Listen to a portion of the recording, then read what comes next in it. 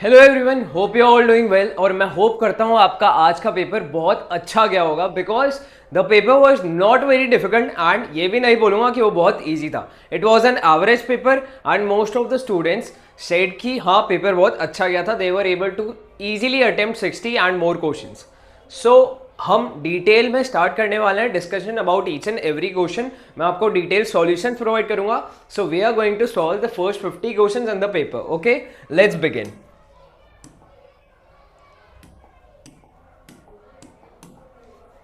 Question number 1. During the tabular presentation of data, एक easy सा question पूछा गया था from statistics part. Dash is the entire part of the table which includes columns, sub-column number, units of the measurement along with caption.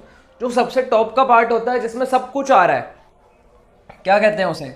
Box head. सो ये एक easy 1 number मिले हमें यहाँ पे। Question number 2. P, Q, R, S, T and U are 6 members of the family. R is spouse of Q. R क्या है? Spouse है, मतलब या तो हस्बैंड है या फिर वाइफ है। ये लोग मैरिड है, बट हमें नहीं पता है कि हस्बैंड या वाइफ क्या है। U is mother of T, तो U T की मदर है। फिर क्या बोला है? And S is daughter of you, इसकी डॉटर।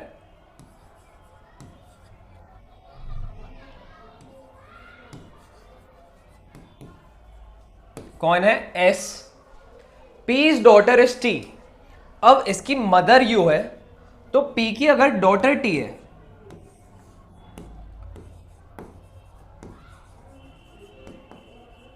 तो पी की मतलब ये क्या है? इसके हस्बैंड, मतलब P and U are married. फिर क्या बोला है? R son is P, but यहां पर कुछ दिक्कत आ रही है। R और Q स्पाउस है और वो बोल रहे हैं R का बेटा कौन है? P। सो ये R का सन है P। और फिर क्या बोला है? अब वी नो दैट कि 2 कपल्स है फैमिली में और Q का spouse. Which of the following is correct? T is granddaughter of Q। ये सही है, T ग्रैंड डॉटर है Q की। Q is grandfather of T, इस पे कमेंट नहीं कर सकते because we don't know R क्या है। हस्बैंड है, वाइफ है, तो उसके हिसाब से वो क्या होगा? R is mother of P। R is mother of P पे भी हम कमेंट नहीं कर सकते। R का तो बेटा है P, बट R के लिए P का क्या है? वो फादर है या मदर है? We don't know that. Q is uncle of S, इसके ऊपर भी कमेंट नहीं कर सकते। और जो भी होंगे वो या तो ग्रैंडफादर होंगे या ग्रैंड मदर होंगे। सो what is the correct answer? T is grand daughter, क्योंकि हमें पता है P की डॉटर है और P के फादर या मदर में से कुछ है, तो है ग्रैंड डॉटर ही। So A option is correct. Question number 3. A market researcher divides the city into 5 regions. एक मार्केट रिसर्चर है, उसने सिटी को डिवाइड कर दिया 5 अलग अलग रीजन्स में, where variation within the region is very little. देखो क्या मतलब हो रहा है इसका।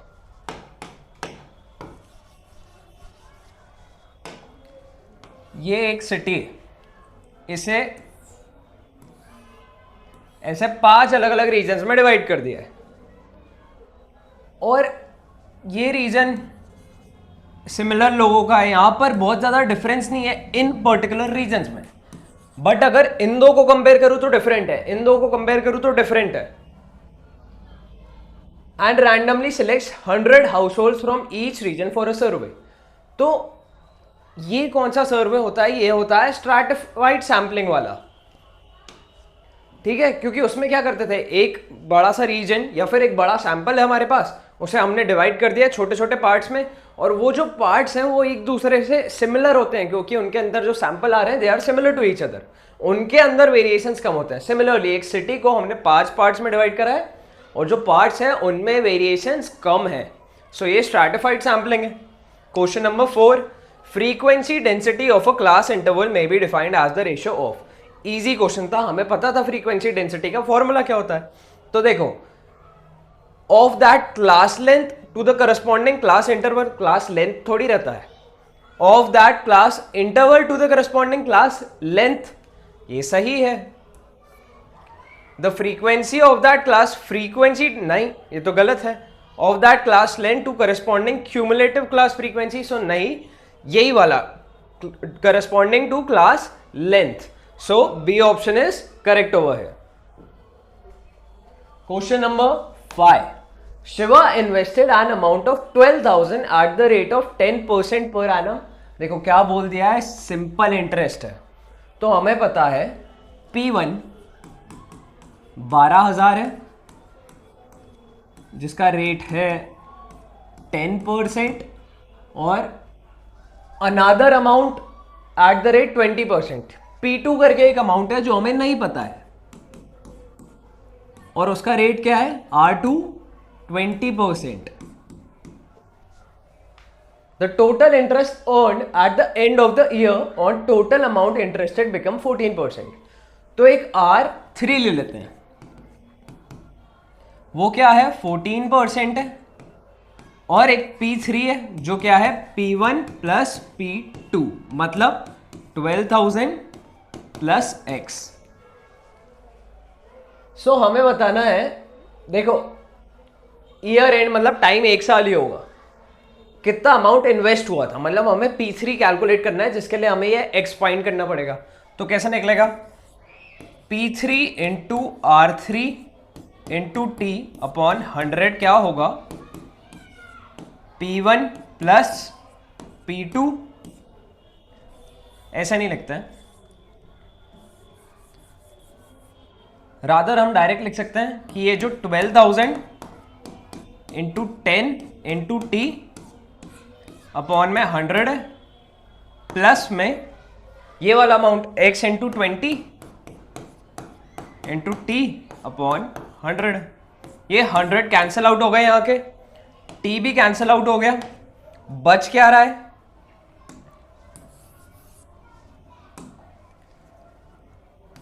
P3 इंटू, मतलब P3 को भी हम क्या लिख देंगे 12,000 plus X into 14 equals to 12,000 into 10 मतलब 1,20,000 प्लस 20X।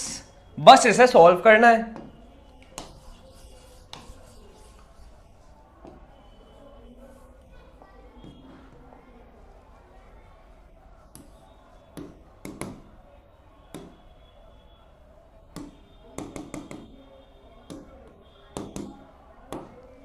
माइनस 1,20,000,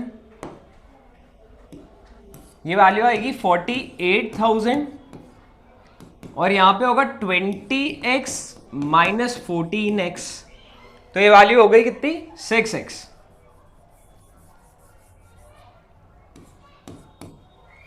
तो x की वैल्यू क्या आ रही है 48 डिवाइड बाय 6, 8,000। बट ये आंसर नहीं है, ठीक है, और ऑप्शन भी नहीं दिया है। आंसर क्या है 12,000 plus 8,000, P3 equals to P1 plus P2 है, तो 12 plus 8 is 20,000 rupees. This was the final answer, तो बी ऑप्शन करेक्ट है। Question number 6, mister Ravi allocates a corpus of rupees 50,000 into a term deposit account which accrues interest at nominal annual rate of 10% compounded on quarterly basis। कैसा basis है quarterly. Effective annual rate of interest निकालना है।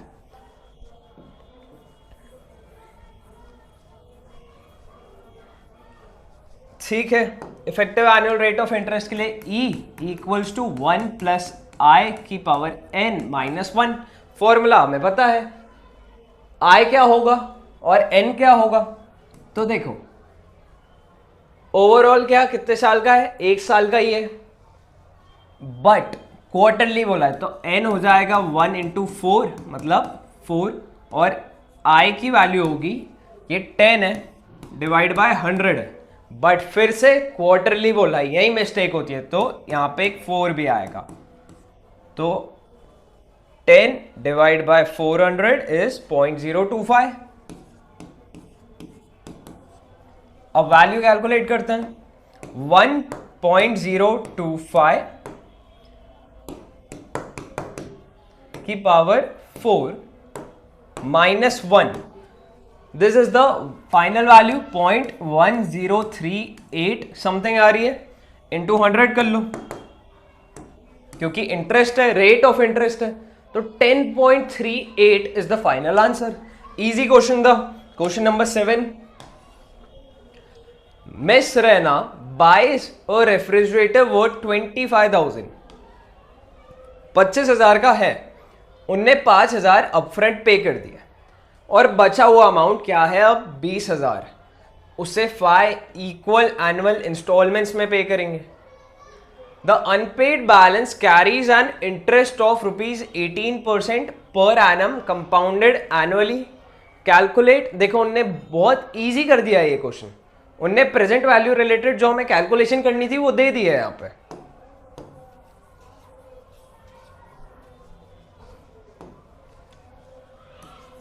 Present value देखो 25,000 minus 5,000 हो जाएगी ₹20,000।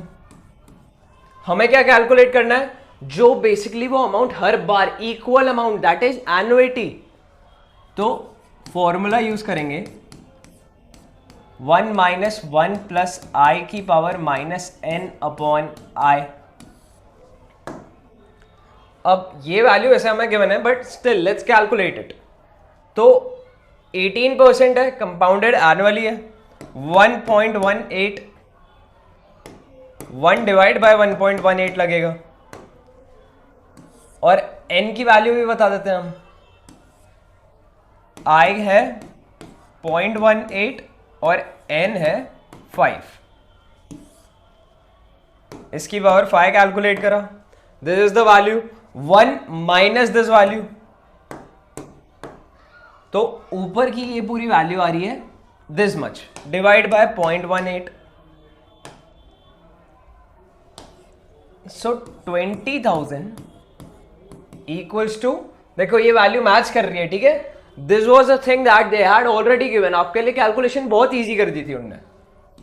a into 3.12717 ऐसी कुछ value है, सो 20,000 डिवाइड बाय, आपको बस डायरेक्टली 20,000 से डिवाइड करना था, 3.12717, 6,395 का पेमेंट होएगा हर साल। This was the answer, B option.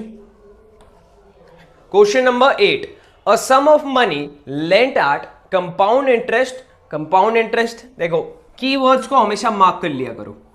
Compound interest पे 2 साल के लिए n की वैल्यू पता चल गई, ये रेट ऑफ इंटरेस्ट है, कितना मिलेगा इतना, more if the interest was payable half yearly than if it was payable annually, what is the value of sum deposit. ठीक है, ये भी थोड़ा सा एक बेटर क्वेश्चन है, इसका एक लेवल अप है जो हम अभी तक कर रहे थे। यहां पे क्या बोला गया है हमें कि एक सम ऑफ मनी है P, हमें नहीं पता कितना है, कंपाउंड इंटरेस्ट पे दे रहे हैं, इसकी value we don't know, n है 2 इयर्स और i की वैल्यू है 0.2। अब वो कह रहे हैं कि वो हमें इतने रुपए ज्यादा देता, 482 मिलते हैं, एक्स्ट्रा 482 मिलते हैं अगर हाफ ईयरली पे करते हैं इंस्टेड ऑफ एनुअली, मतलब हाफ ईयरली माइनस एनुअली का कंपाउंड इंटरेस्ट। तो P इंटू 1 प्लस आई की पावर n माइनस ये i 1 ले लो, n1 ले लो, और इसको P इंटू 1 प्लस आई 2 की पावर n2, ये i2 है और ये n2 है, ठीक है। i1 n1 क्या होगा, ये कौन सा है, हाफ ईयरली वाला है, वो है एनुअली के लिए। तो 482 इक्वल्स टू P कॉमन निकाल लो, 1 प्लस, अब यहां पर 0.2 है, जब हाफ ईयरली करेंगे तो देखो 20 डिवाइड बाय 100 तो है, बट अब डिवाइड बाय 2 भी हो जाएगा क्योंकि साल में 2 बार हो रहा है। तो 0.1 और n1 में इंटू 2 हो जाएगा, तो ये पावर 4 माइनस में 1 प्लस यही वैल्यू रहेगी 0.2 का स्क्वायर। बस ऐसे कैलकुलेट करना है। 1.1 की पावर 4 ये आ रहा है p into 1.4641 minus that value जो आएगी 1.44 आएगी एक्चुअली।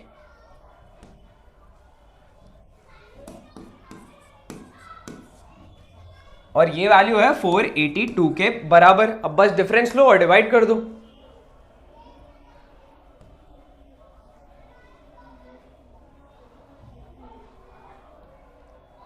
ये वैल्यू आ रही है उसके डिफरेंस की 0.0241, 20,000 वैल्यू आएगी जो सम ऑफ मनी लेंड किया था। So D option is correct. Question number 9, 2 dice को रोल कर रहे हैं, प्रोबेबिलिटी बतानी है getting a greater number on the first die than the one on the second die given that the sum should be equal to 7।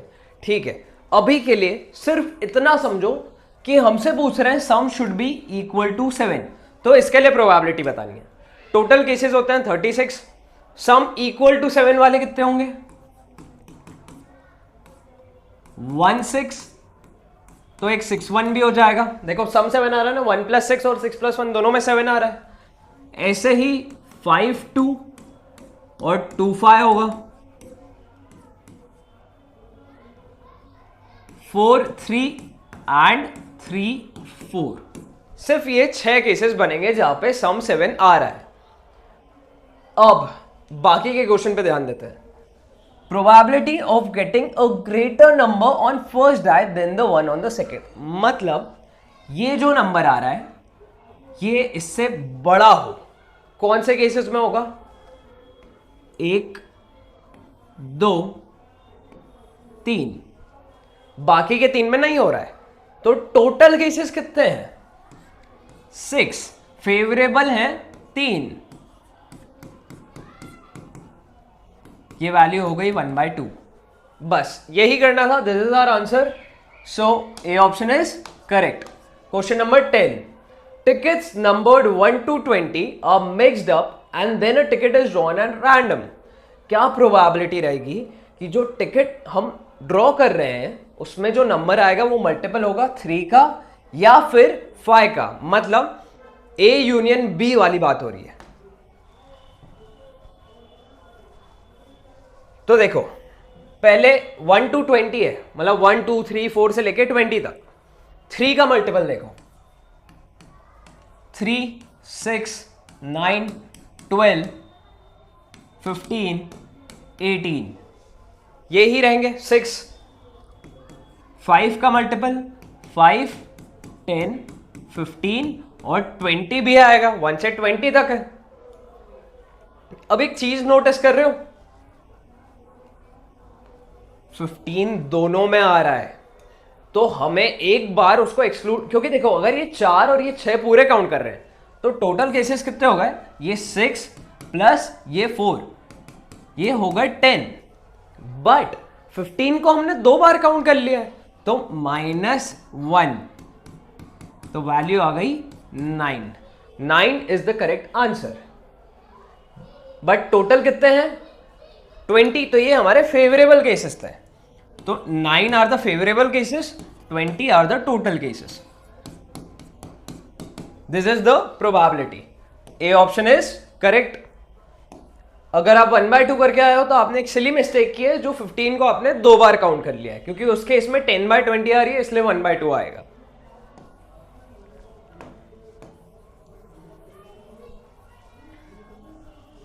Question number 11, if two variables x and y are related to 3x plus 4y minus 7 equals to 0, equation दे रखी है हमें, mean and mean deviation x का दिया है, x का mean है 1.2 और mean deviation है 0.4 respectively, then the coefficient of mean deviation of y about its mean. तो देखो सिंपल है, क्या करना है, 3x प्लस 4y माइनस 7 की वैल्यू है 0, तो y के टर्म्स में लिख दो पूरी इक्वेशन। क्या हो जाएगा ये 7 माइनस 3x और ये डिवाइड में 4 आ रहा है दोनों में, राइट, ये बनेगा। अब मीन हमें पता है 1.2 है, हमें अगर मीन ऑफ y निकालना है तो मीन ऑफ x इसमें रख दो, सब्स्टिट्यूट कर दो, तो 7/4 माइनस 3/4 इंटू 1.2,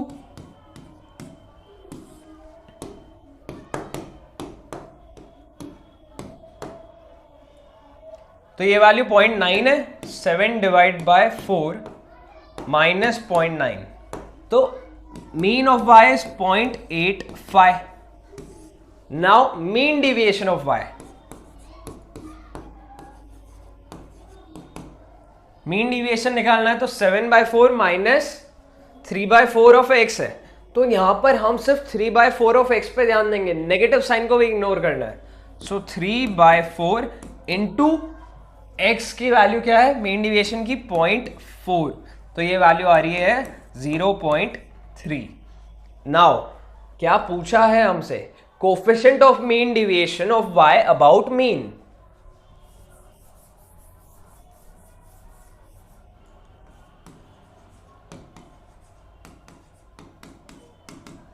सो इसका मीन डिविएशन 0.3 है और जो मीन है वो है 0.85, क्योंकि अबाउट मीन बोला है, into 100। So 0.3 divide by 0.85 into 100, 35.29 आएगी इसकी वैल्यू। लेट्स चेक द ऑप्शंस, 32.3, 34.3, 35.29 किसके क्लोज है, 35.3 के। So C option is correct. Question number 12, एक क्लास है, 50% क्लास के जो बच्चे हैं वो मैथ्स और साइंस दोनों पढ़ रहे हैं, 70% क्या कर रहे हैं, मैथ्स पढ़ रहे हैं। ऐसा नहीं बोला है सिर्फ मैथ्स, मैथ्स 70% स्टूडेंट्स पढ़ते हैं।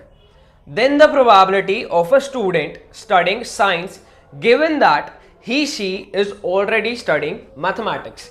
क्या मतलब हुआ इसका, तो देखो एक वेन डायग्राम बनाते हैं।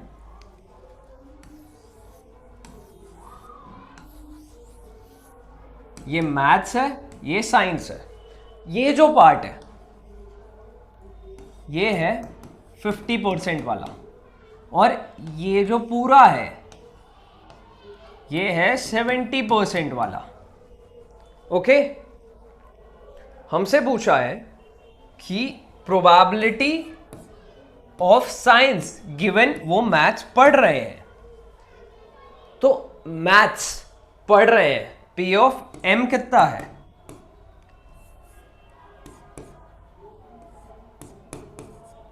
%70, 7/10 है, वी नो दिस ऑलरेडी। और ये जो पार्ट है ये क्या है, this is intersection, P of M union S, ये है 5/10।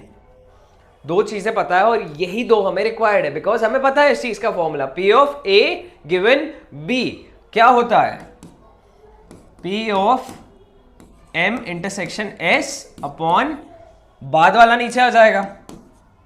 सो इन्हें डिवाइड करना है सिंपली। ये वैल्यू कितनी है 5/10 अपॉन में 7/10, ये 10 कैंसिल हो गए, बचा क्या 5/7। सो करेक्ट आंसर क्या आ रहा है, डी ऑप्शन। क्वेश्चन 12 भी हो गया है यहां पे।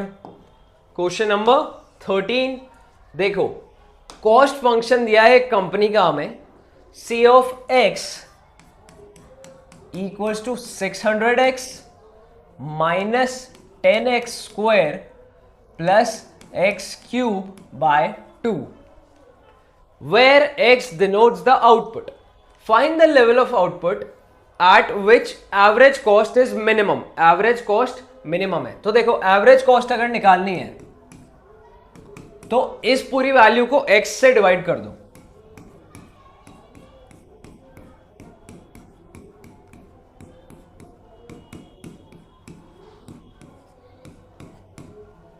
तो क्या आ जाएगी 600 minus 10x plus x square by 2, ये वैल्यू आ। ठीक है, हमने x से डिवाइड करा, हमें एवरेज कॉस्ट का फॉर्मूला पता चल गया। Now D of A C by D X करेंगे, फर्स्ट डेरिवेटिव लेंगे, तो क्या आएगा -10 प्लस एक्स, ये क्या हो जाएगा 2x बाई 2, तो 2 कैंसिल हो जाएगा, तो ये उसका डेरिवेटिव है। अब इसको 0 सेट करते हैं, तो x की वैल्यू मतलब क्या करा हमने -10 प्लस एक्स इक्वल टू 0 कर रहे हैं, तो x इक्वल्स टू 10 आ रहा है, राइट। अब एक काम करो, सेकेंड डेरिवेटिव निकालो।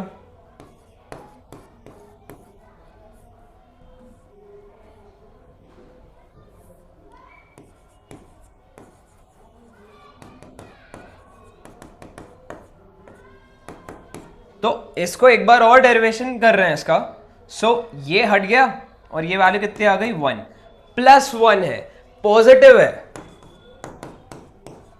पॉजिटिव वैल्यू आ रही है, मतलब x is minimum at 10। So answer क्या आएगा for question number 13, C option, x equal to 10 पे ये मिनिमम है। This is correct. Question number 14,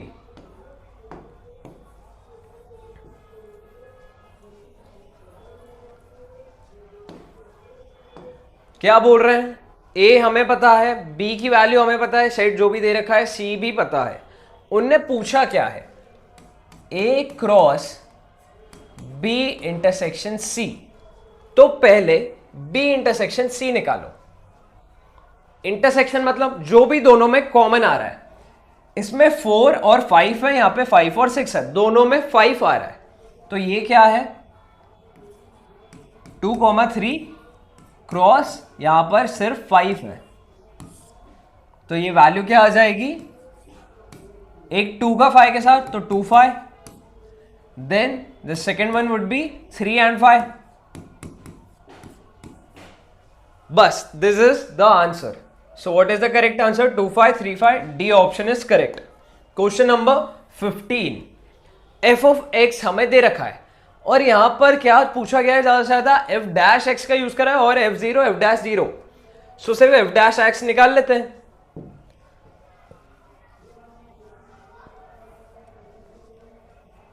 F of x कितना है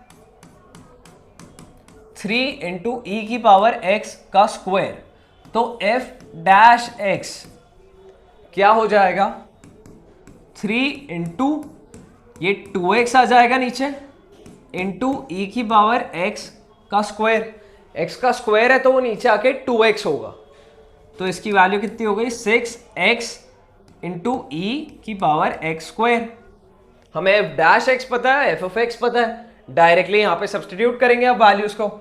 जब f ऑफ 0 और f डैश 0 लेंगे तो x की जगह 0 पुट करना है, ठीक है। सो f डैश x मतलब 6x इंटू ई की power x square minus 2x into 3 की पावर x स्क्वायर, इसे मल्टीप्लाई करेंगे जब, तो ये value would become 6x into e की पावर x स्क्वायर, तो ये दोनों कैंसल आउट हो जाएंगी। अब 1/6 एफ ऑफ 0 प्लस में 1/6, इसमें x की जगह 0 लिखना है, 3 इंटू ई की पावर 0 का स्क्वायर मतलब 0 ही है वो, ई की पावर 0 1 हो गया, तो ये 1/6 इंटू 3 है। अब माइनस में f डैश 0 मतलब 6 इंटू 0 इंटू ई की पावर 0, एनीथिंग इंटू 0 इज 0, तो ये वैल्यू कितनी हो गई माइनस की 0। क्या है ये, कैंसल आउट हो गए, यहां पे है 3/6 माइनस 0 मतलब 1/2 बच रहा है फाइनली। सो 1/2 भी पॉजिटिव का है, C option is correct. Question number 16. The cost of production of an item is given as.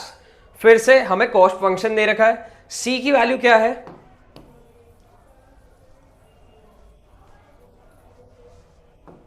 C is 50x minus 5x square plus x cube by 6,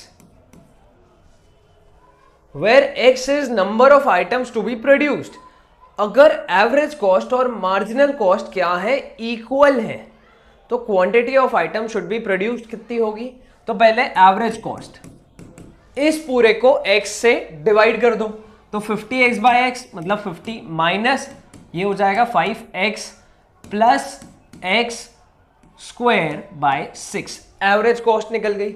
marginal cost निकालनी है तो एक बार इसका डेरिवेटिव ले लो. इसका c की जो वैल्यू है 50x का 50 हो जाएगा, माइनस में ये होगा 10x, जो 2 है पावर में वो आगे आ जाएगा मल्टीप्लाई में, प्लस ये होगा 3x स्क्वायर बाय 6, मतलब ये कैंसिल हुआ तो ये 2 हो गया, तो x स्क्वायर बाय 2 है. अब उनने क्या बोला है? एवरेज कॉस्ट और मार्जिनल कॉस्ट बराबर है. What are they saying? They are equal. तो हमें तो x ही फाइंड करना है, इन्हें बराबर कर दो. 50 minus 5x plus x square by 6 equals to 50 minus 10x plus x square by 2. ये कैंसिल हो गया. x वाली टर्म साथ में ले आओ, माइनस 10x को यहां लाए तो ये हो गया 5x, और ये क्या होगा? x square by 2 minus x square by 6, तो वैल्यू हो जाएगी 2x स्क्वायर अपॉन 6, मतलब x स्क्वायर बाय 3. x से ये कैंसिल हुआ तो x हो गया 3 इंटू 5 मतलब 15. So what is the correct answer? B option is correct. Question number 17. बहुत इजी क्वेश्चंस थे तीनों. क्वेश्चन 17 क्या कह रहा है? Which of the following index does not satisfy time reversal test. मतलब simply p of 01 into p of 10 equals to 1, ये चीज होती है, राइट? बट इनमें से कौन सा इसे सैटिस्फाई नहीं करेगा? सो एजवर्थ मार्शल्स इंडेक्स करता है, पास्ट चेज इंडेक्स करता है कि नहीं? इस पे रुको. फिशर्स इंडेक्स हमें पता है करता है, बोलीज भी करता है, but this is the only one past chase जो नहीं करता है. वहां पर this is not equal to 1, so B option is correct. Question number 18.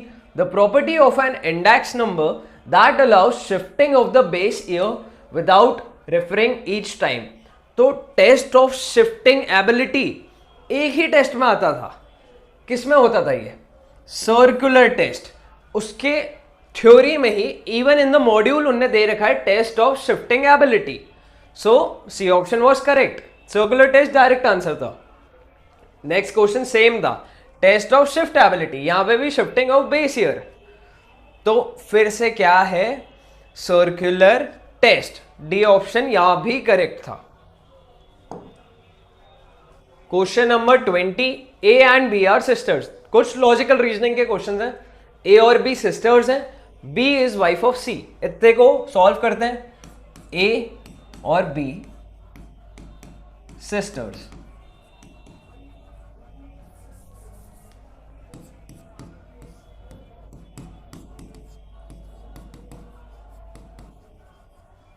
फिर बोला है बी क्या है? सी की wife.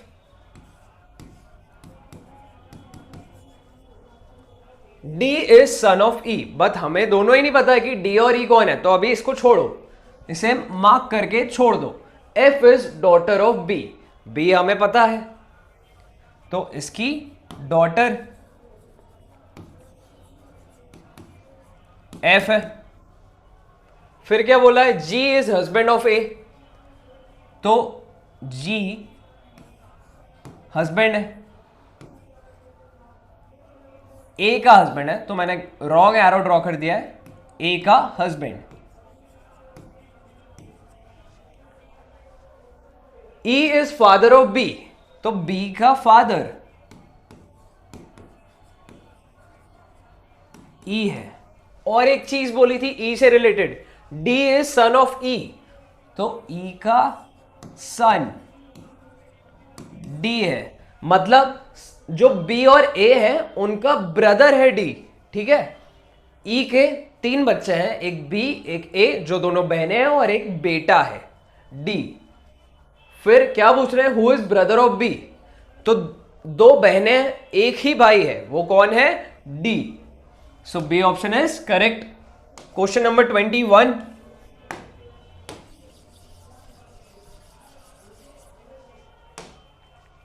pointing to a photograph of a boy, Suresh said, he is the son of the only son of my mother. क्या मतलब हुआ इसका, देखो एक फोटोग्राफ है, सुरेश उस बच्चे जो फोटोग्राफ में बच्चा है उसको देख के कह रहा है ही इज, वो बच्चा बेटा है, of only son of my mother. तो अपन ये माई मदर से स्टार्ट करते हैं। माई मदर मतलब किसकी मदर, जो बोल रहा है सुरेश की, तो ये सुरेश है, उनकी mom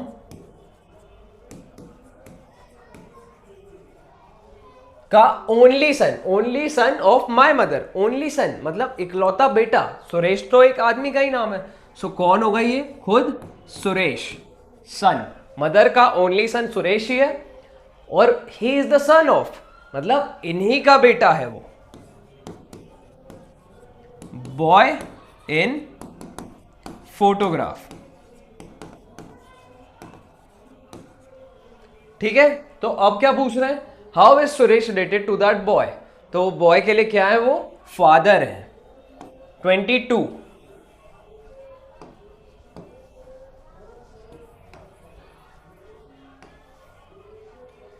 A is son of C, C and Q are sisters, ठीक है, इतने पे स्टार्ट कर देते हैं।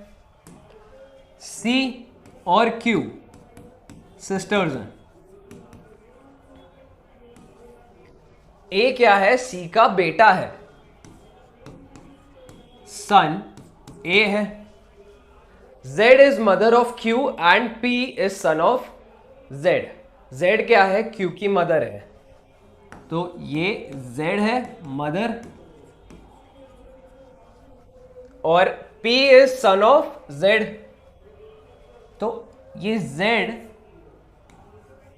का एक सन भी है जो है P। Which of the following statement is true? P is maternal uncle of A, A की मम्मी का भाई मैटरनल अंकल होता है, सही बात है, A इज करेक्ट। बाकी के भी देखते हैं, P and A are cousins, नहीं वो मैटरनल अंकल है, this is wrong. C and P are sisters, C का भाई है P, ये भी गलत है।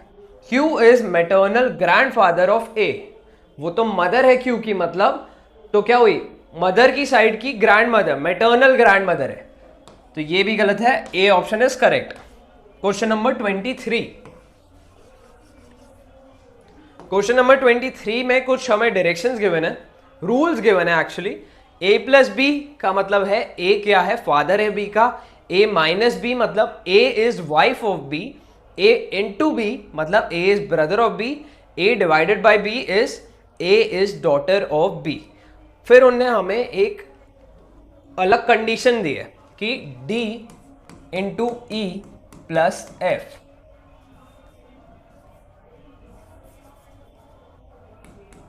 सो पहले इसे सॉल्व करो।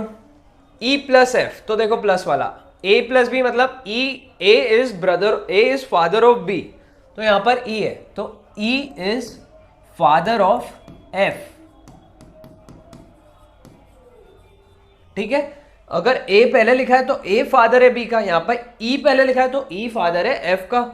फिर ये इंटू वाली देखते हैं जो बची है, तो D into E, A into B मतलब A is brother of B, तो अब क्या होगा, D is brother of E, इसका ब्रदर है D, सिंपल था। कौन सा ट्रू है इसमें से, D is father of F, F के फादर तो E है, ये गलत है। D is grandfather of F, गलत है। D is uncle of F, father के भाई आपके अंकल हुए, पेटर्नल अंकल, तो ये करेक्ट है। D is brother in law of F, ये भी गलत है. So correct answer was C option. Question number 24. Bank B provides loan at 15% per annum compound interest. हमें रेट ऑफ इंटरेस्ट पता है, कंपाउंड इंटरेस्ट है. मिस्टर XYZ ने बोरो करे कितने, ₹3,200 2 साल के लिए बैंक से. उन्हें कितना इंटरेस्ट पे करना पड़ेगा? ठीक है. So A equals to P into 1 plus i की पावर n होता है. 3,200 बोरो करें, आई की वैल्यू 15/100 मतलब 0.15, और कितने साल के लिए? 2 साल के लिए. 1.15 का स्क्वायर इंटू 3,200. ये जो वैल्यू आ रही है दिस इज द अमाउंट. इतना ये हो जाएगा 2 साल में, माइनस ओरिजिनल जो अमाउंट है. सो ये इंटरेस्ट वैल्यू है. डी ऑप्शन करेक्ट है. 1032. Question number 25. If an amount is compounded annually, कैसा हो रहा है? कंपाउंड कर रहे हैं एनुअली, वो ट्रिपल हो जाता है 4 साल में, तो रेट ऑफ इंटरेस्ट बताना है. It is easy to solve this. देखो उनने एक हिंट भी दी है, 3 की पावर 1/4 क्या होगी, उसका यूज होगा क्वेश्चन में. तो अमाउंट ट्रिपल हो रहा है, मतलब मान लो प्रिंसिपल P था, तो अमाउंट क्या हो जाएगा? 3 टाइम्स 3P, और n है 4. अब A equals to P into 1 plus i की पावर n है, तो ये 3P equals to P 1 plus i की पावर 4 है. P से P कैंसिल हो गया. 3 इक्वल्स टू 1 प्लस आई की पावर 4. फोर्थ रूट लेना पड़ेगा, मतलब 3 की पावर 1/4 इक्वल्स टू 1 प्लस आई हो गया. ये वैल्यू तो हमें पता है, ये कितनी है? 1.316. तो आई की वैल्यू कितनी आ गई? 0.316. रेट ऑफ इंटरेस्ट पूछा है, तो इस वैल्यू को 100 से मल्टीप्लाई कर दो. 31.6 is the correct answer. C option match हो रहा है. Question number 26.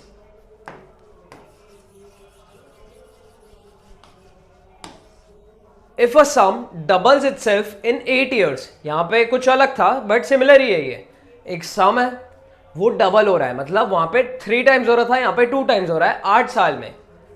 Then in how many years it will become 4 times. 4 गुना हो जाएगा, डबल की जगह 4 टाइम्स हो जाएगा. अज्यूमिंग कि वहां पे कंपाउंड इंटरेस्ट था, यहां पर उनने दिया है सिंपल इंटरेस्ट है. ओके, तो देखो डबल हो रहा है कितने टाइम में? 8 years में. अगर amount A equals to 2P और प्रिंसिपल P है, तो हमें पता है इंटरेस्ट होता है PRT/100. अब A equals to P plus I होता है, ये 2P है, तो I की वैल्यू क्या आ रही है यहां से? P. हमें I की वैल्यू पता चल गई.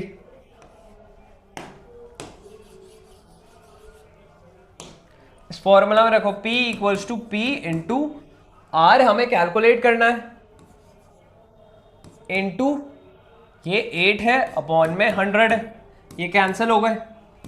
R की वैल्यू क्या आएगी? 12.5%.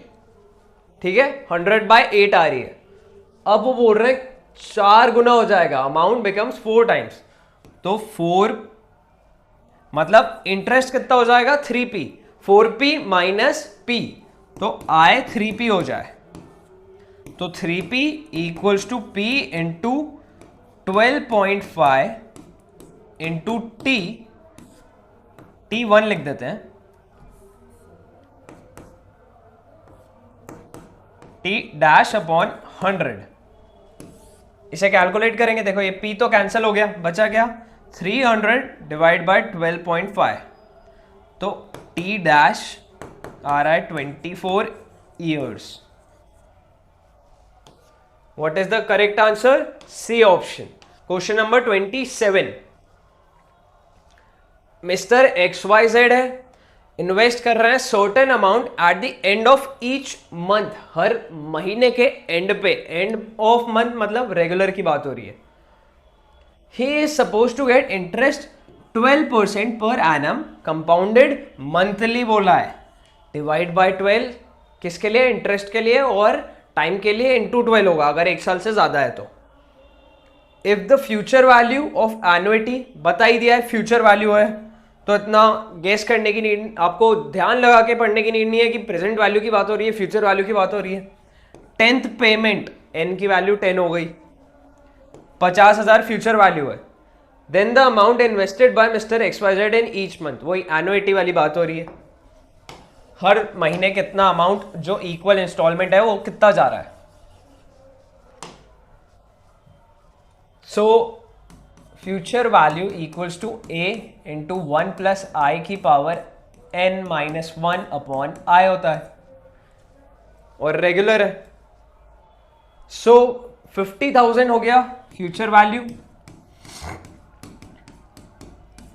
ये क्या होगा, आई की वैल्यू देखो 12 अपॉन 100 और यहाँ पे इंटू 12 आ जाएगा, मतलब 0.01 है। n की वैल्यू 10 है क्योंकि उन्होंने क्या बोला है, 10th पेमेंट डायरेक्टली बोल दिया है। तो 1.01 की पावर 10 माइनस 1 अपॉन में 0.01, और वैसे उन्होंने दे रखा है 1.01 की पावर 10 कितना है, ये वैल्यू आ रही है, -1 करो, डिवाइड बाय 0.01, 10.4622 समथिंग वैल्यू आ रही है। सो ए क्या हो जाएगा, 50,000 divide by 10.462212 something, 10.462212। Final value आएगी 4,779 पॉइंट समथिंग, जो सबसे क्लोज, देखो ए ऑप्शन मैच ही कर रहा है, A is the correct answer. Question number 28, if two samples of size 30 and 20, दो अलग अलग सैंपल है, एक का साइज क्या है 30 है और एक का 20 है, मीन दे रखा है 30 वाले का 55 है और उसका 60 है, स्टैंडर्ड डिविएशन दोनों के दे रखे हैं, एक का 5 है एक का 6 है रिस्पेक्टिवली बोल दिया है। What should be standard deviation of a combined sample size, sample जिसका साइज कितना है 50। तो पहले कंबाइंड मीन निकालो, तो पहले का साइज 30, उसका मीन 55 प्लस दूसरे का size 20 into 60 upon total size 50 है। इसे कैलकुलेट करेंगे, 30 इंटू 55 प्लस 1200 डिवाइड बाय 50, तो 57 आएगा कंबाइंड मीन। अब कंबाइंड वेरिएंस निकलेगा, डायरेक्ट स्टैंडर्ड डिविएशन नहीं निकलता है, तो सिग्मा स्क्वायर कंबाइंड निकाल रहे हैं, तो वो क्या हो जाएगा, n1 sigma 1 square plus x1 बार माइनस x बार, जो एक्चुअली ये मीन जो हमने निकाला है, और x बार मतलब m1 लिख देता हूं माइनस m डैश का होल स्क्वायर, प्लस में n2 सिग्मा 2 का square plus m2 minus m dash का होल स्क्वायर। ये वैल्यू हमें कैलकुलेट करनी है, और डिवाइड में क्या आ जाएगा, n1 प्लस n2, n1 मतलब ये वैल्यू 30 जो पहले का साइज है, 30 इंटू में सिग्मा 1 स्क्वायर मतलब 5 का स्क्वायर, तो ये हुआ 25 प्लस में m1 मतलब ये वाला मीन 55 जो 30 के साइज के लिए है, 55 माइनस 57 का स्क्वायर 4 होता है, प्लस में ये वैल्यू n2 कितनी है 20 है, सिग्मा स्क्वायर मतलब 6 का स्क्वायर तो ये 36 हो गया, प्लस 60 माइनस 57 का स्क्वायर तो ये 9 अपॉन में 50 हो जाएगा, 30 प्लस 20, इसे कैलकुलेट कर लेते हैं, 29 होगा इनका सम इंटू 30, 870 और 36 प्लस 9 इंटू 20 प्लस में 870 है डिवाइड बाय 50, 35.4 आएगी ये वैल्यू। पूछ क्या रहे हैं? स्टैंडर्ड डिविएशन, तो 35.4 का अंडर रूट 5.949, सबसे क्लोज क्या है?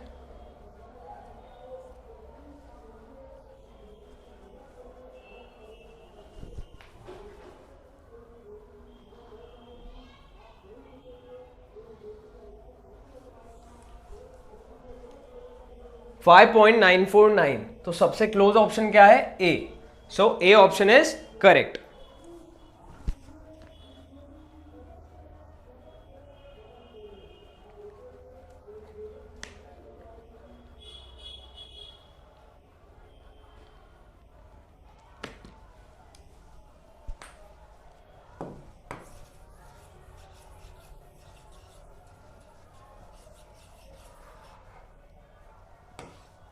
क्वेश्चन नंबर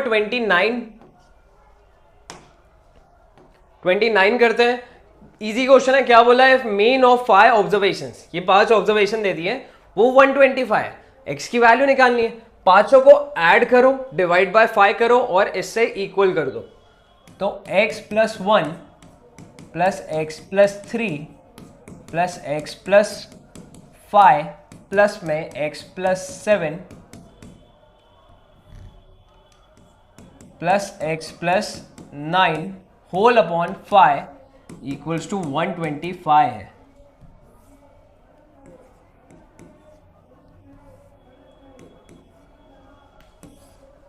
सो ये क्या हो जाएगा? इसका सम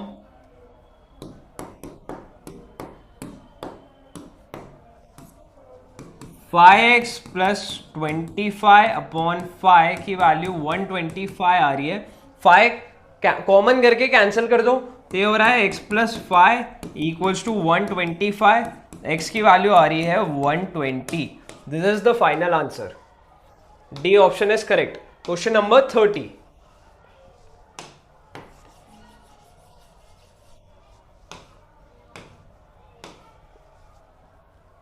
क्वेश्चन 30 बोल रहा है if the relationship between x and y is given by, ये इक्वेशन से 5x minus 3y equals to 15 and if range of x is given as 24, range of y बता दो। 5x माइनस 3y की value 15 है, y के term में लिख दो, y equals to 15 minus 5x upon में 3 और एक माइनस साइन बचेगा, तो ये माइनस और ये प्लस हो गया। ठीक है, अब रेंज बतानी है हमें, तो रेंज निकालने के लिए हमें क्या करना पड़ेगा? डायरेक्टली ये 5/3x पे फोकस करेंगे। 5/3 इंटू कितनी है ये? 24, तो 24 इंटू 5 डिवाइड बाय 3। इजी था, डायरेक्ट आंसर आ गया 40। Question number 31। दो वेरिएबल्स x y हैं, 2x minus 3y minus 3 equals to 0, ये रिलेशन है।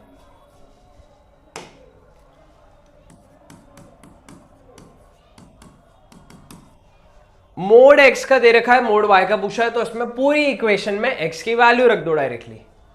क्या होगा? 2 into 15 minus 3y minus 3 equals to 0, तो 30 minus 3 minus 3y equals to 0, 27 equals to 3y आ रहा है, y की वैल्यू आ गई 27/3, मतलब 9। फाइनल आंसर आ गया हमारा, D option is correct. Question number 32 start करते हैं। Let r is a set of real number such that the function f r goes to r and g के लिए भी सेम है, r defined by real numbers पे ही है ये, right? f of x हमें पता है, g of x पता है, f of g बताना है हमें। बहुत सिंपल है, देखो क्या करना है। f of x कितना है? X square plus 3x minus 1, g of x कितना है? 2x plus 3। f of g का मतलब हम इसमें यहाँ एफ ऑफ एक्स की जगह सिंपली एक्स को रिप्लेस करेंगे हर जगह जी ऑफ एक्स से। मतलब यहां पर एक्स स्क्वायर, जहां भी एक्स है वहां पे 2x प्लस 3 लिखना है। तो ये क्या है, एक्स का स्क्वायर, तो मान लिखो 2x प्लस 3 का होल स्क्वायर प्लस में 3 इंटू 2x प्लस 3 माइनस 1। इसे ओपन कर दो, 4x square plus 9 plus 2 into 3, तो 12x plus 6x plus 9 minus 1, 4x square, x वाली टर्म्स 18x हो गई, 9 प्लस 9 माइनस 1 मतलब माइनस 17। ये फाइनल आंसर आ गया आपका, प्लस 17 है ये एक्चुअली, 9 प्लस 9 माइनस 1 है तो प्लस 17 आएगा। B option is correct. Question number 33, और GP series consist of 2n terms. ये एक अच्छा क्वेश्चन था, मैं बताता हूं इसे किस तरीके से करा जाएगा। इस टाइप के क्वेश्चन को कैसे अप्रोच करना है समझो। जीपी है, उसमें 2n टर्म्स है, मतलब a1 a2 a3 से लेके an, फिर an प्लस 1 से लेके कहां तक जा रहा है, a2n तक जा रहा है। ठीक है, अब वो कह रहे हैं कि हमें बताना है sum of the terms occupying odd places S1 है, sum of the terms occupying even places S2 है। मतलब सीरीज क्या है, a r स्क्वायर से लेके a r की पावर n प्लस 1 ऐसे चल रहा है a r की पावर 2n तक। अब ऑड प्लेसेस का रेशो आएगा आर स्क्वायर, इवन प्लेसेस का रेशो आएगा आर स्क्वायर। कॉमन रेशो बोल रहा हूं मैं। देखो a के बाद सेकेंड टर्म का r आ रहा है तो थर्ड टर्म का आर स्क्वायर आएगा। सिमिलरली इवन में भी एक स्पेस छूट रही है तो आर स्क्वायर आएगा। S1 क्या है, ऑड प्लेसेस। ऑड प्लेसेस मतलब फर्स्ट टर्म होगी a, सम का फॉर्मूला होता है a r की power n minus 1 upon r minus 1, right. अब हमारा कॉमन रेशो दोनों सीरीज में r स्क्वायर है, तो r की पावर 2 की whole power n minus 1 upon r square minus 1। Similarly S2 ये रहेगी फर्स्ट टर्म r स्क्वायर की power n minus 1 upon r square minus 1। Simple सी चीज करनी है, हमें क्या पूछा है कि कॉमन रेशो क्या है। यहां पर जब डिवाइड करेंगे ना सब कैंसिल हो जाएगा एक्सेप्ट दिस r बचेगा। तो एक काम करो, इन्हें डिवाइड कर दो, S1 अपॉन S2 करा, a इंटू आर की power 2n minus 1 upon r square minus 1 है, होल अपॉन r की power 2n minus 1 upon r square minus 1। ये कैंसिल हो गए, ये कैंसिल हो गए, ये a से a कैंसिल हो गया। क्या बच रहा है, S1 upon S2 equals to 1 by r। हमें r निकालना है, तो इससे r कितना आ रहा है, S2 upon S1। This is the final answer. इस टाइप की अप्रोच रहेगी, C option is correct. Question number 34, question number 32 से थोड़ा सिमिलर है। f ऑफ 1 बाय x पूछा है यहां पे।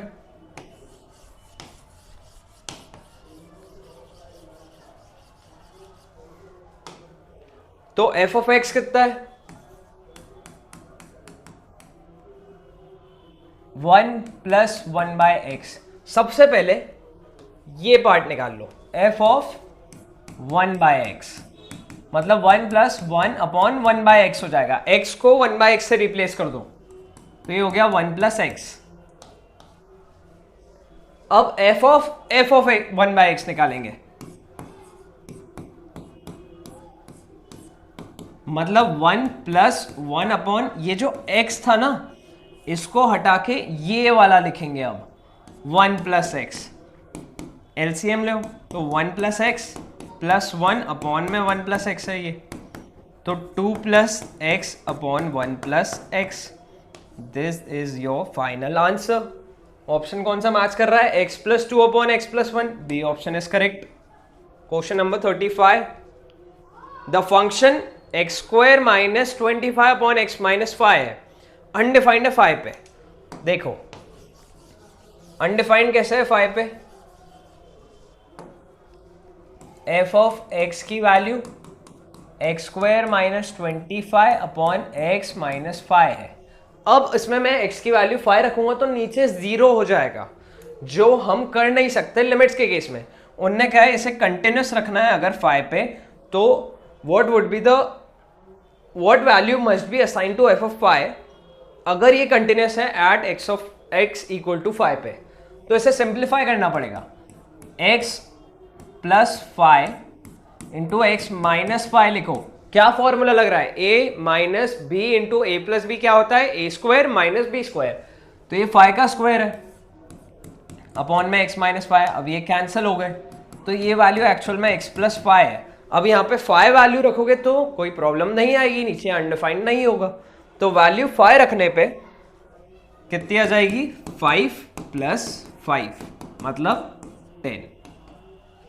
सो C option is correct.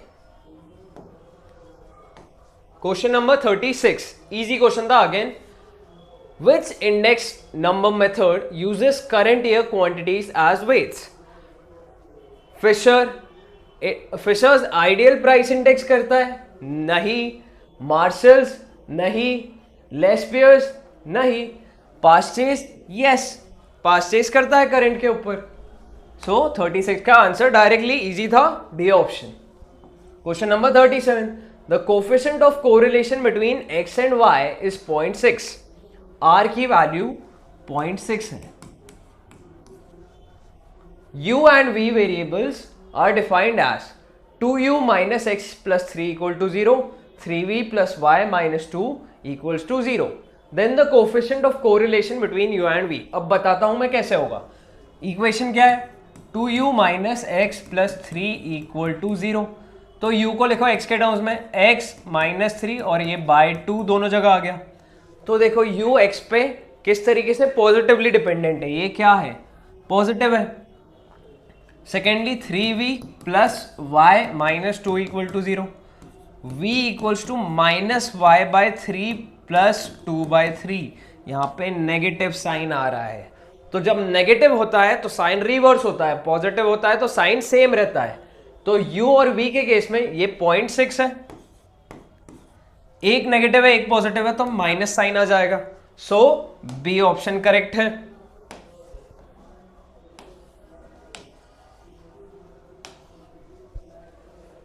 Question number 38. Question 38 क्या कह रहा है? The coefficient of rank correlation in a beauty contest of 10 candidates by 2 जजेस वाज फाउंड टू बी 0.5. तो वी नो दैट इसका फॉर्मूला क्या होता है? r equals to 1 minus 6 summation D square upon n into N square minus 1.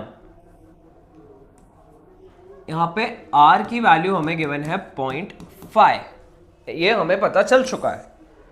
If it was later discovered कि difference in rank of one candidate, एक का 3 ले लिया इंस्टेड ऑफ 7, तो corrected coefficient of rank correlation बताना है. Are की ये वैल्यू गलत है क्योंकि एक जगह एक कोई कंटेस्टेंट का जो रैंक थी वो 3 ले ली इंस्टेड ऑफ 7. तो अब कैसे होगा वो? पहले 0.5 और n की वैल्यू 10 है, we know this, equals to 1 minus 6 summation D square upon 10 into 100 minus 1. ये करेंगे, यहां से समेशन डी स्क्वायर निकलेगा. तो 0.5 equals to 1 minus 6 summation D square upon 990 हो गया ये, राइट?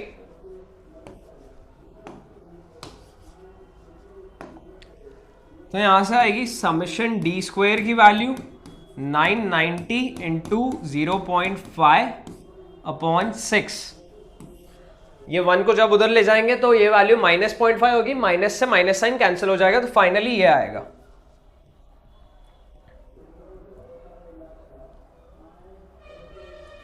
तो इसकी वैल्यू आ रही है 82.5. बट ये इनकरेक्ट वैल्यू है। क्यों? क्योंकि 1 को 3 की जगह 7 की जगह 3 ले लिया है, तो डायरेक्टली हम -3 + 7 नहीं कर सकते, ये स्क्वायर है। सो करेक्टेड वैल्यू होगी 82.5, -3 का स्क्वायर मतलब 9 प्लस 7 का square 49।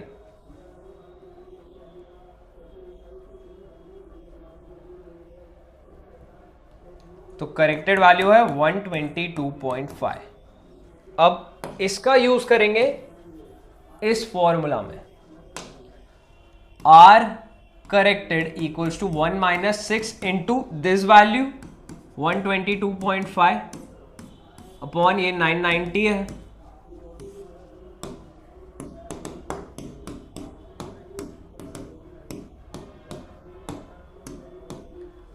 .2575 is the correct answer. ये आएगी फाइनल वैल्यू। 0.26, 0.32, 0.93, 0.49 सबसे क्लोज आ रहा है 0.26। A option is correct. Question number 13, easy direct question है। Fisher's ideal price index is defined as in terms of Laspeyres and Paasche से बोल रहे हैं, तो क्या होता है ये? ज्योमेट्रिक मीन होता है उन दोनों का। B option is correct. Question number 40, वापस लॉजिकल रीजनिंग के क्वेश्चन आ गए हैं।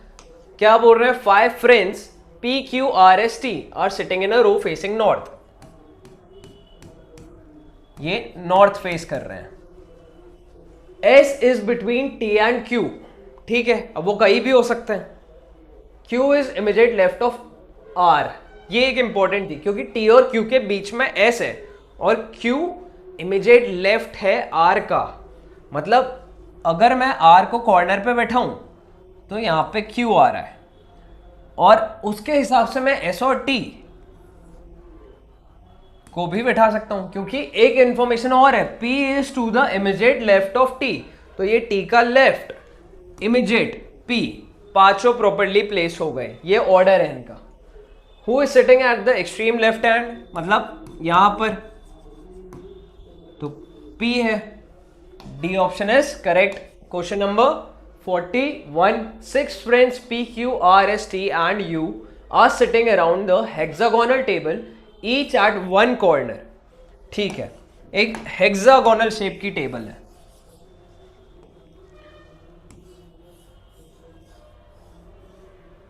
इस टाइप की। अब इसमें ये 6 लोग बैठे हुए हैं हर एक कॉर्नर पे and are facing the centre, मतलब ये साइड फेस कर रहे हैं सब। P is second to the left of U, अपन U को रैंडमली यहां पे बैठा दो, तो अगर U इस साइड फेस कर रहा है तो 1, 2 यहां पर P है। Q is neighbour of R and S, मतलब Q के आसपास R और S बैठे हैं। T is second to the left of S, ये चीज इंपॉर्टेंट थी S के बारे में बताने के, तो हम Q को भी प्लेस कर सकते हैं। T कहां है? Second to the left of S है। अब Q के आसपास कौन है? देखो, अगर मैं यहां Q को बैठाऊंगा तो R और S नहीं आ सकते हैं। कौन है? R और S है, तो Q यहां बैठा होगा, तो R S दोनों में से कुछ भी हो सकता है। बट इनने जो बोला ये इंपॉर्टेंट चीज, T is second to the left of S, अगर S यहां बैठा है, इधर फेस कर रहा है, तो यहां पर आएगा लेफ्ट, तो ये नहीं है। S यहां बैठा है तो इधर फेस कर रहा है, 1, 2 यहां पर T आ जाएगा, तो हु इज सिटिंग ओवर है? S, तो यहां पर है R। ये है final allocation. Which one is sitting opposite to S? तो देखो S के अपोजिट, देखो R का अपोजिट ये है, T का Q होगा, S का P हो जाएगा, तो B ऑप्शन करेक्ट होगा यहां पे।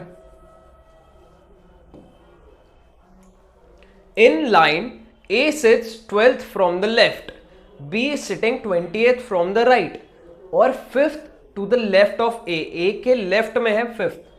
कितने लोग बैठे हैं लाइन में? तो देखो, ये एक अच्छा क्वेश्चन है। यहाँ पर एरर के चांसेस हो सकते हैं और एक सिली मिस्टेक ही करोगे अगर करोगे, क्योंकि बाकी आप समझ जाओगे। ये एक लाइन है, चलो इस तरीके से नहीं, ये एक लाइन में बैठे हैं लोग, उसमें A कहाँ है? लेफ्ट हैंड से 12th पे है, तो मान लो ये इस साइड फेस कर रहे हैं, तो ये है लेफ्ट हैंड और ये राइट है।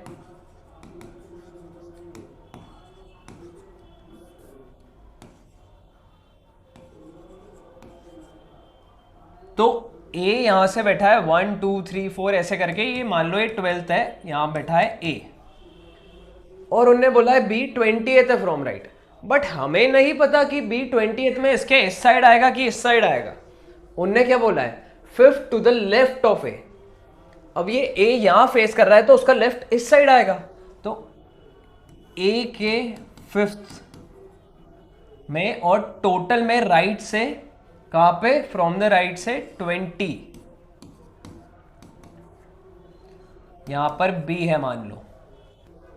सो बी 20th है, कहां से, राइट से, कि 5 का डिफरेंस है। तो देखो अगर ये 12th है यहां पे, तो बी क्या होगा, 12 माइनस 5, मतलब बी क्या है, 7th है फ्रॉम लेफ्ट, और वहां से 20 है, तो 20 प्लस 7। बट यहां पे बी की पोजीशन 2 बार काउंट हो गई है, तो हमें -1 करना पड़ेगा, तो ये वैल्यू आएगी 26। This was the concept over here, तो बी ऑप्शन करेक्ट है। क्वेश्चन नंबर 43 करेंगे। 8 persons P Q R S T U V and W। ये वो क्वेश्चन था जो आपको एग्जाम में प्रोबेबली छोड़ देना चाहिए था, because this was a time taking question. इसमें आपको 2 से 4 मिनट तो बहुत इजीली लगेंगे, इसे करने में टाइम लगेगा, और हो सकता है आपको ऐसा भी लगे, ज्यादा कंफ्यूज हो जाओ कि जो हमें डाटा दे रखा है वो इनसफिशिएंट है। But that's not the case, data जो प्रोवाइडेड है उससे आंसर आ जाएगा। तो ये जो लोग हैं ये सर्कल में बैठे हैं इस तरीके से। कितने लोग हैं, 1 2 3 4 5 6 7 एंड 8, 8 लोग हैं। तो 1 2 3 4 5 6 7 8, ये 8 लोग बैठे हुए हैं। क्या बोला है, सेंटर फेस कर रहे हैं, मतलब बीच में फेस कर रहे हैं। 2 person sit between Q and W। But अभी हम कुछ भी नहीं कर सकते, Q एंड W को रैंडमली कहीं प्लेस करने का कोई सेंस नहीं है। V sits immediate left of W, ठीक है। 3 person sit between S and T। R sits immediate left of T। सबसे पहले इस पे ध्यान दो, क्योंकि हमें पता है 3 person sit between S and T। अब यहाँ पे 3 का बहुत इंपॉर्टेंट रोल है, ये बहुत इंपॉर्टेंट इंफॉर्मेशन दी उन्होंने। मान लो मैंने T को यहाँ प्लेस करा, तो T के इमीडिएट लेफ्ट पे कौन है, R। अब T यहाँ पे फेस कर रहा है, तो लेफ्ट इधर आएगा, ये R हो गया। 3 लोग बैठे हैं इनके बीच में, 1 2 3। मान लो ये जो जना है इसको हम यहां बैठा देते हैं, तो 1 2 और ये 3, तो यहां पर आएगा S। सिमिलरली अगर यहां से देखोगे 1 2 3, तो S फिर भी यहीं आएगा। किसी भी साइड दोनों के बीच में 3 ही लोग आ रहे हैं, इसलिए ये बहुत क्रूशियल इंफॉर्मेशन थी। U is not the neighbour of P, ठीक है, U के जस्ट पास में P नहीं आएगा। अब क्या बोला उन्होंने, Q और W, उसका प्लेसमेंट इंपॉर्टेंट है, क्योंकि Q और W के बीच में 2 लोग बैठे हैं। Q को अगर मैं यहां प्लेस करूंगा तो मैं W को यहां प्लेस कर सकता हूं, Q को मैं यहां प्लेस करूंगा तो W यहां भी आ सकता है। बट एक और कंडीशन है, V sits immediate left of W, उसके अलावा U का नेबर P नहीं होगा। इन सबको ध्यान में रख के एक और चीज है, P और Q के बीच में एक जना बैठा है। तो देखो अगर मैं Q को यहां प्लेस करूंगा तो S और एक स्पेस छोड़ो तो यहां पे W आ जाएगा। W के साथ हमें एक इंफॉर्मेशन पता है, V sits immediate left of W। W यहां फेस कर रहा है, उसका लेफ्ट आएगा इस साइड, तो ये V हो जाएगा। अब एक चीज इनने क्या बोली थी, U is not immediate neighbor of P। तो मैं U और P का कुछ भी कर सकता हूं क्या प्लेसमेंट, नहीं, क्योंकि P और Q के बीच में क्या बोला है, 1 पर्सन बैठता है, वो सेटिस्फाई हो रही है क्या, यहां पे रखने पे P को, तो यहां पे U आएगा। This is the correct placement order. So अब इसके हिसाब से देखते हैं, which of the following statement is correct. Q sits immediate right of U, तो U का तो लेफ्ट है, तो ये गलत हो गया। 1 person sits between P and S, नहीं, इमीडिएट नेबर्स हैं, ये भी गलत हो गया। 1 person sits between S and U, S और U के बीच में एक आदमी आ रहा है, this is correct. 3 person sit between Q and R, Q और R के बीच में एक ही जना है U, तो ये भी गलत हो गया। तो ये एक अच्छे लेवल का क्वेश्चन था। This was a time taking question that you should have skipped. Question number 44, present value in nearest amount of an annuity of 90,000। तो जो अमाउंट ए एनुइटी का है वो 90,000 रुपीज है एन 13 ईयर्स है। आई की वैल्यू होगी 0.055। अब एक मिस्टेक यहां जो है, ये 0.005 नहीं है, ये एक्चुअली 55 है।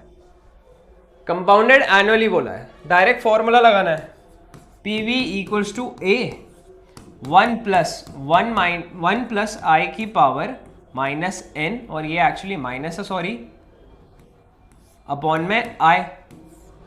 डायरेक्ट वैल्यूज पुट करो। ये वैल्यू तो उन्होंने हमें दे दी है पावर 13 कितना है, बट हमें -13 चाहिए। सो 1 डिवाइड बाय 1.055, इसकी पावर 13 और 1 में से माइनस कर दो ये वैल्यू, तो ये पूरी ऊपर की वैल्यू आएगी पॉजिटिव में दिस मच।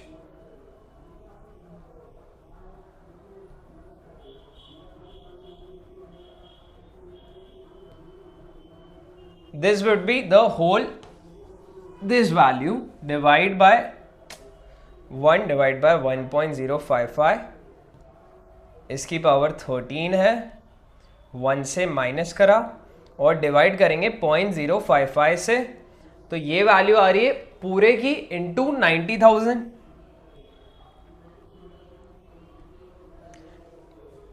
820537 पॉइंट समथिंग कुछ वैल्यू आ रही है इसकी। तो देखो सबसे क्लोज क्या है, 820548 is the closest answer, so B option is correct. Question number 45। अब ये हो सकता है आपको कंफ्यूज कर रहा हो इस टाइप का क्वेश्चन। तो यहां पे हमें इक्वेशंस गिवन है, inequalities actually 2x plus Y greater than equal to 8 है, x plus Y greater than equal to 12 है, 3x plus 2y less than equal to 34 है, x greater than equal to 0 है, y greater than equal to 0 है। तो हमें इसे plot करके देखना पड़ेगा। तो देखो 2x प्लस वाई, यहां पे पॉइंट्स निकाल लिया करो x एक्सेस और y एक्सेस पे। x को 0 रखा तो y 8 आएगा, तो 0,8 और 4,0 पे इंटरसेक्ट करेंगे, मतलब x एक्सेस और y एक्सेस को कट करेंगे।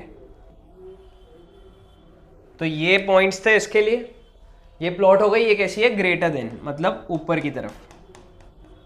x एक्सेस से तो सब पढ़ा ही है और y एक्सेस से भी ग्रेटर देन 0 है, तो इनके ऊपर ही है। x plus Y greater than equal to 12, मतलब 0,12 और 12,0, ये दो पे कट कर रही है और क्या है, ग्रेटर देन है। 3x plus 2y less than equal to 34।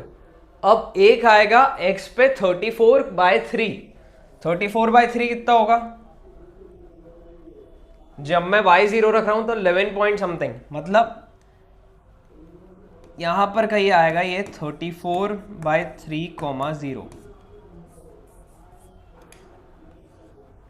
ये 12,0 है और ये वाला जो है वो 34/3,0 है, और जब x 0 रहेगा तो वो आएगा 34/2, मतलब 17। तो इसके भी ऊपर कहीं, यहां पर मान लो 0,17 है, तो ये ऐसा कट कर रहा है, ये इंटरसेक्ट कर रहे हैं यहां पे, और ये कैसा है, लेस देन। तो कॉमन रीजन क्या आ रहा है, हमें तो कॉमन रीजन से मतलब है। तो देखो इसके ऊपर, इस वाली के भी ऊपर, बट इसके नीचे तो ये वाला पार्ट है जो सिर्फ कॉमन आ रहा है। सो कैसा रीजन मिल रहा है हमें? अनबाउंडेड, फीजेबल अनबाउंडेड, इनफीजेबल बाउंडेड या फीजेबल बाउंडेड? देखो बाउंडेड भी है, फीजेबल भी है, तो डी ऑप्शन करेक्ट है।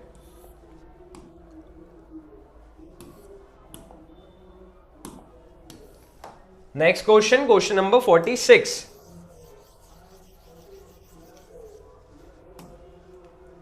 If rupees 80,000 grows to X in 3 years at compound interest compounded annually 8% का रेट ऑफ इंटरेस्ट है, डायरेक्ट फॉर्मूला लगाना है।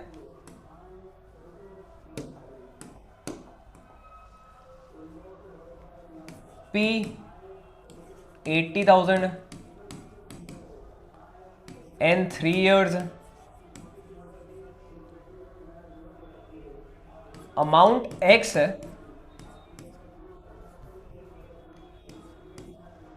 और I की वैल्यू है 0.08। तो A equals to 80,000 into 1 plus 1.080 लिख रहा हूं मैं डायरेक्ट की पावर 3। बस इसे कैलकुलेट करना है। 1.08 का क्यूब इंटू 80,000, 1,776.96। देखो ए ऑप्शन ही मैच कर रहा है, 1,76.96, 776.96। Question number 47, value of compound interest if ये जो अमाउंट है 30 lakh is deposited in bank for 1 year. ये रेट ऑफ इंटरेस्ट है, कंपाउंडेड क्वार्टरली बोला है, डिफरेंस बस क्वार्टरली का ध्यान रखना है यहां पे आपको।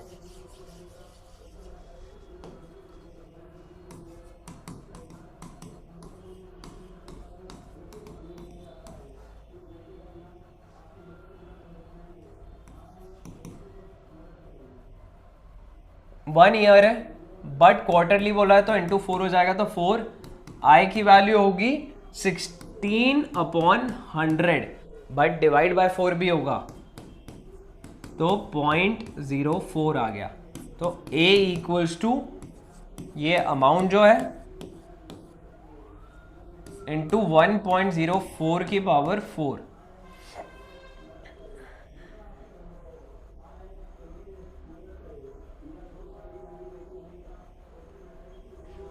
ये आ रही है वैल्यू बट पूछा गया है कंपाउंड इंटरेस्ट, तो माइनस जो ये प्रिंसिपल है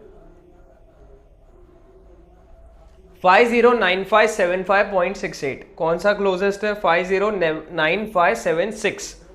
C option is correct. Question number 48, coefficient of quartile deviation निकालना है। बहुत सिंपल, पहले इन्हें अरेंज कर लेना। अगर असेंडिंग ऑर्डर में अरेंज नहीं कर रहे हो तो गलत ही आएगा आंसर।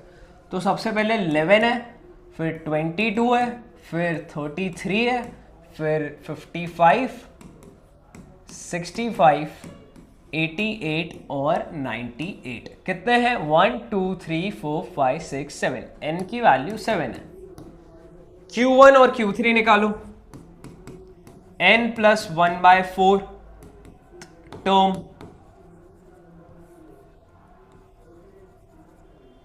तो ये क्या आ जाएगा? 7 प्लस 1 8/4, मतलब सेकेंड टर्म। ये कितना आ रहा है? 22। Q3 3n प्लस 1/4 टर्म, मतलब 6th टर्म 88। Q1 और Q3 आ गए। Coefficient Q3 minus Q1 upon Q3 plus Q1 कितना हो जाएगा? ये 88 माइनस 22 66 और 88 प्लस 22, तो 66 डिवाइड बाय 110.6 वैल्यू आ रही है इसकी। देखो डी ऑप्शन मैच कर रहा है। क्वेश्चन नंबर 49, मीन और मीडियन दोनों बता दिए, मोड बताना है।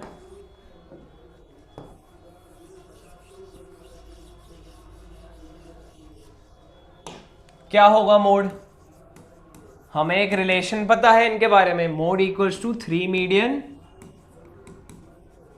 माइनस 2 मीन, तो 3 into 25 minus 2 into 21, 75 minus 42, value आ रही है 33। A option is correct.